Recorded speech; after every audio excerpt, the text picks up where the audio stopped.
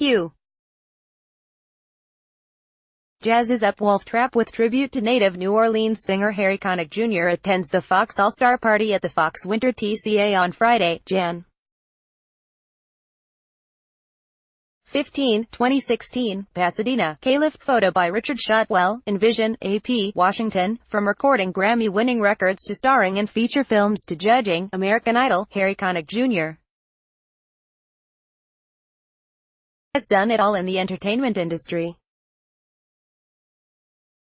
This week, he presents a New Orleans Tricentennial celebration on Thursday at Wolf Trap. We're going to be playing all kinds of New Orleans music from all the different influences that I had growing up there and that I continue to have. Connick Jr. said. Some of it's gospel, some of it's New Orleans traditional jazz, New Orleans funk, parade music. We are playing a whole bunch of stuff. It's going to be really, really fun. It's kind of a big party celebration. Growing up in the Big Easy, he was surrounded by jazz music. In fact, before he was born, his parents owned a record store and ultimately kept their vinyl treasures to play for their son. They had a record store in the 50s that they used to provide income when they were going to college. Connick Jr. said. That was long before I came along, but the benefit for me was that they kept all of those records and played them in the house. They were big music fans, so there was constantly music playing in our house, most of which was an influence to me. Which records does he remember listening to as a kid? They loved Frank Sinatra, had Nat King Cole records, Perry Como records. Then my sister, who was a little older, would listen to everybody from Queen to the Beatles to Zeppelin. Oh man, it was just music all the time. For a kid like me who was obsessed, it was paradise.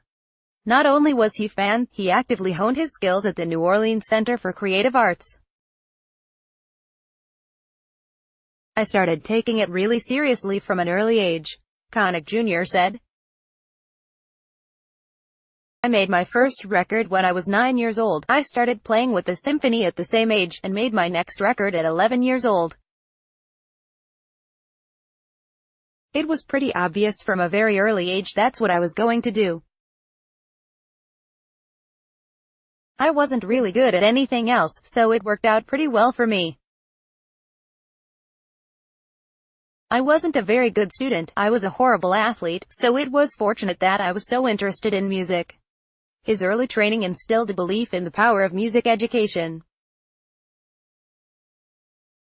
It's paramount, Connick Jr. said. There's a lot of people who subscribe to the thought that music is primarily playing what you feel. I agree with that to an extent. It's important to express yourself creatively, but you hamper your potential when you don't know anything about the craft of making music. People sometimes think that music education somehow lowers your ability to be soulful. It's a crazy thing.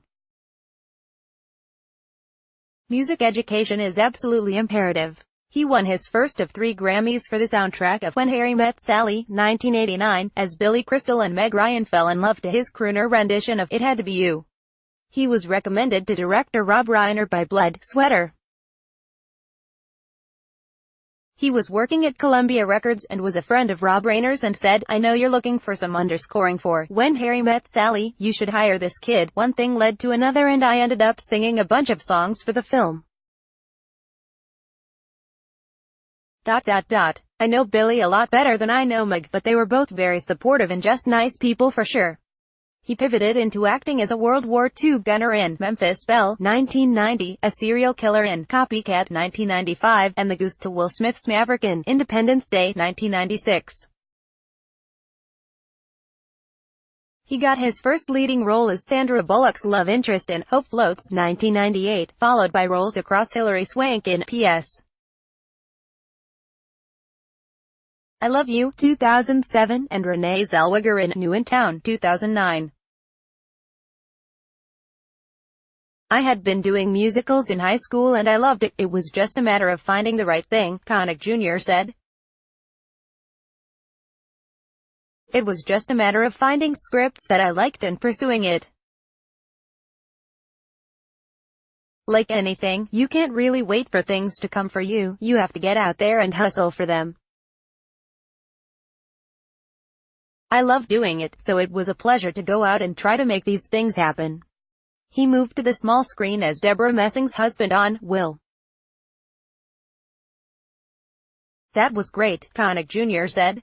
That whole cast of Will. It was just a thrill.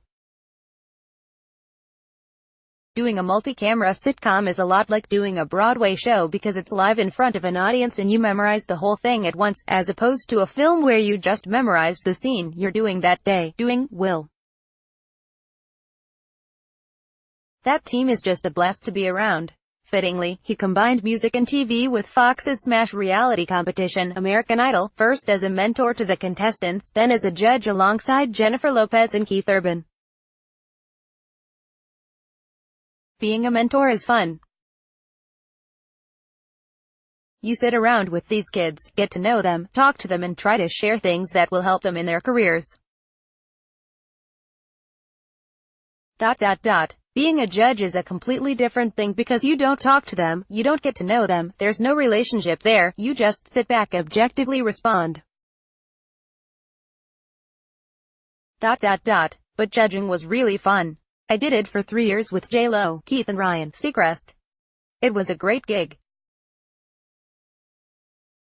I mean, you sit up there, listen to people sing and tell people what you think about it. It was about as fun as you can imagine.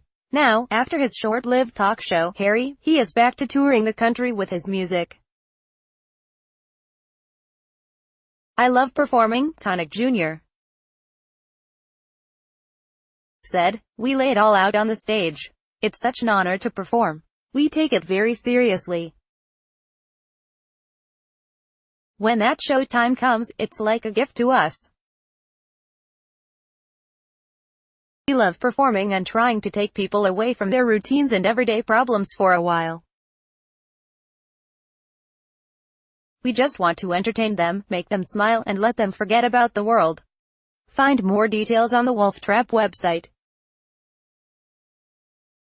Hear our full chat with Harry Connick Jr. below. Like WTOP on Facebook and follow at Top on Twitter to engage in conversation about this article and others. Copyright 2018 WTOP. All rights reserved. This website is not intended for users located within the European Economic Area. Advertiser content.